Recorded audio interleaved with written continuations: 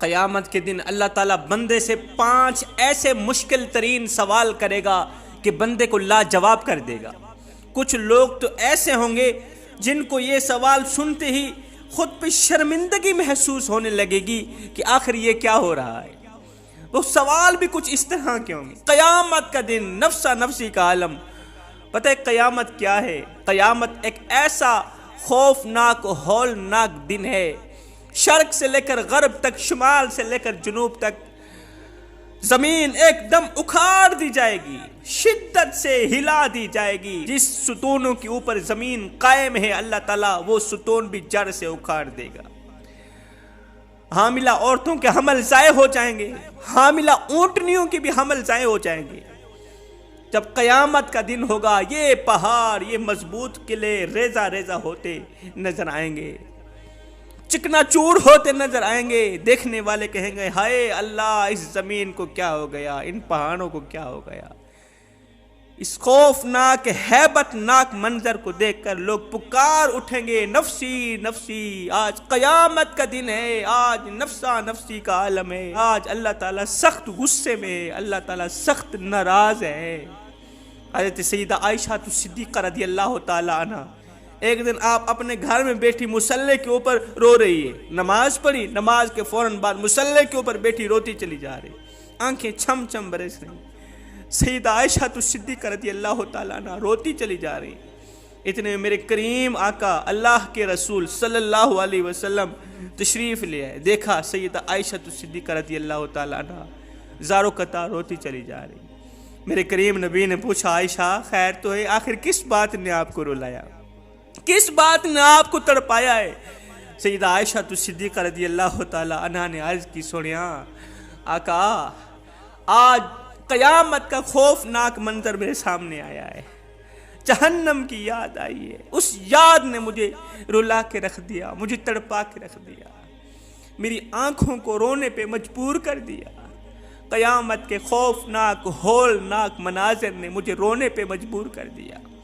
میرے کریم آقا صلی اللہ علیہ وسلم نے فرمایا عائشہ قیامت کے دن ایک مقام ایسا آئے گا، ایک مقام ایسا ہوگا جس مقام پر بندہ اتنا شرمسار ہوگا، بندے کو اتنی شرمندگی ہوگی، اتنی شرمندگی ہوگی کہ وہ موت مانگے گا، قیامت کے دن اسے موت بھی نہیں ملے گی۔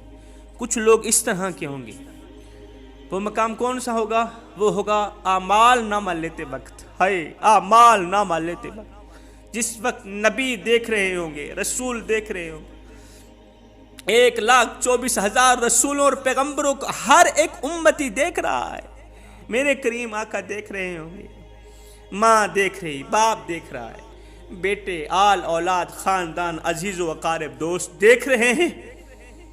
جب ایک شخص کو پیٹھ کے پیچھے نامہ اعمال دیا جائے گا، پیٹھ کے پیچھے جب اس شخص کو نامہ اعمال دیا جائے گا، وہ اتنا شرمسار ہوگا، وہ کہے گا لوگو میرے اعمالوں کو مت دیکھو، مت دیکھو، انہیں دیکھتے ہوئے تو مجھے خود کو شرمندگی ہو رہی ہے۔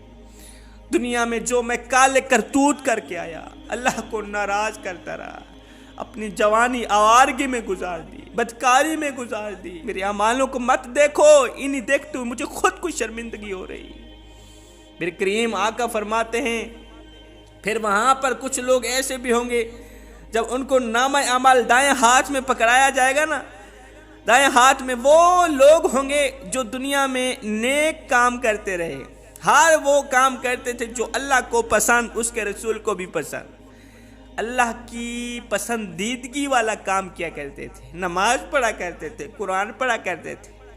نماز کے ساتھ تو اتنی دوستی تھی، ان کی اتنی یاری تھی کہ جب اذان کی آواز آتی نا، ساری دنیا کام کاج میں مصروف ہے لیکن یہ ایسا شخص ہے اذان کے وقت بھی مسجد میں ہی ملتا ہے، اس کی پہچان بن گئی۔ جب اس کے محلے میں کوئی آتا اسے ملنے کے لیے تو جب اذان کا وقت ہوتا تو لوگ کہہ اٹھتے جی اس وقت وہ ملے گا تو مسجد میں ہی ملے گا۔ اس نے دماغ میں امت مسلمہ کے لیے گندا نہیں سوچا، کانوں سے گندے سونگ نہیں سنتا رہا، گندے گانے نہیں سنتا رہا، زبان سے گندے الفاظ نہیں بولے، گندے جملے نہیں بولے، کسی کو گالی نہیں دی، ان ہاتھوں سے کسی کو تکلیف نہیں دی، کسی کو ایذا نہیں دی، کسی کو دکھ نہیں دیا، کسی کو درد نہیں دیا۔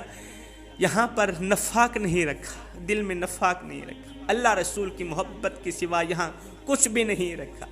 اس کے قدم جب بھی چلتے تھے مسجد کی طرف چلتے تھے، نیک کاموں کی طرف چلتے تھے۔ آج جب اس کو نامہ اعمال پکڑایا جا رہا ہے نا، جب یہ شخص نامہ اعمال لے گا، اس کو دائیں ہاتھ سے پکڑایا جائے گا تو یہ خوشی خوشی پکار اٹھے گا، لوگو میرے اعمال نامے دیکھو، میرا نامہ اعمال دیکھو، لوگو میرا نامہ اعمال دیکھو، میرا نامہ اعمال دیکھو کہ میں زندگی میں کیا کچھ کر کے آیا تھا، کیا کچھ کر کے آیا تھا۔ میرے اللہ کو سب کچھ پسند تھا، میں ہر وہ کام بڑے شوق سے کیا کرتا تھا جو اللہ کو بھی پسند، جو اس کے رسول کو بھی پسند۔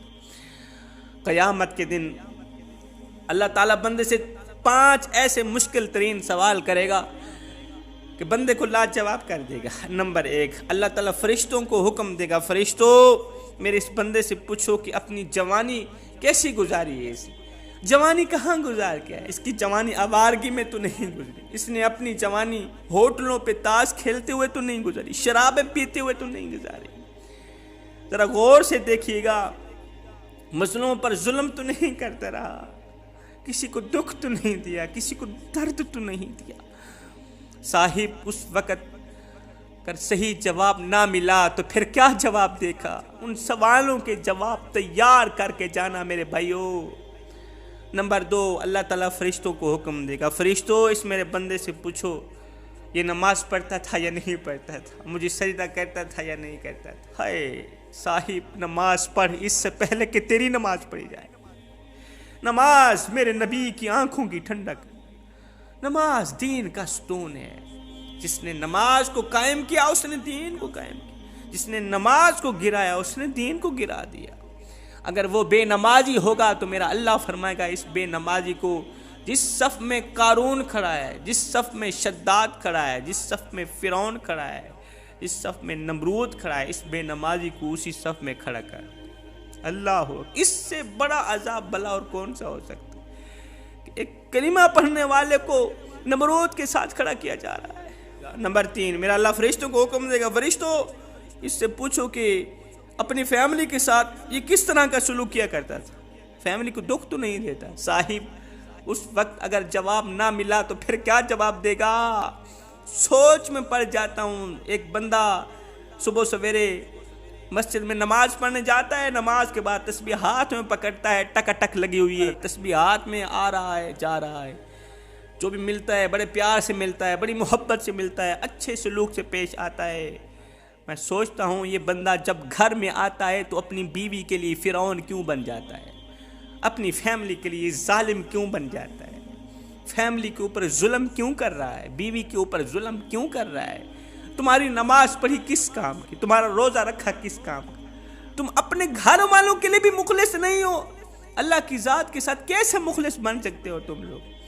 قیامت کے دن اللہ تعالیٰ فرشتوں کو حکم دے گا۔ نمبر 4، فرشتوں اس بندے سے پوچھو کہ یہ بندہ دنیا میں زندگی میں اللہ رسول کے کون کون سے احکامات کی پیروی کر کے آیا ہے، مجھے بتاؤ اس دن کا جواب تم نے تیار کر رکھا یا نہیں کر رکھا، کون کون سے احکامات کی پیروی کی۔ مدینے والے نے کہا تھا کسی کا دل نہ توڑنا، مدینے والے نے فرمایا تھا کسی کو دکھ نہ دینا۔ تم لوگوں نے کتنوں کو دکھ دیا، کتنوں کے گھر اجاڑے، کتنوں پر ظلم کیا، کتنوں پر ظلم کیا، قیامت کے دن پوچھا جائے گا۔ نمبر 5، اللہ تعالیٰ فرشتوں کو حکم دے گا، فرشتوں اس میرے بندے سے پوچھو کہ یہ بندہ حقوق العباد پہ پورا اترا ہے یا نہیں اترا۔ اگر پورا اترا ہے تو ایسے شخص کے لیے جنت کے تمام دروازے کھول دو۔ جس نے ان 5 سوالوں کے صحیح جواب دیے ان کے لیے جنت کے تمام دروازے کھول دیے جائیں گے، ان کو حکم دیا جائے گا کہ تم بغیر حساب و کتاب میں جنت میں چلے جاؤ، جنت میں نے تمہارے لیے ہی بنائی تھی۔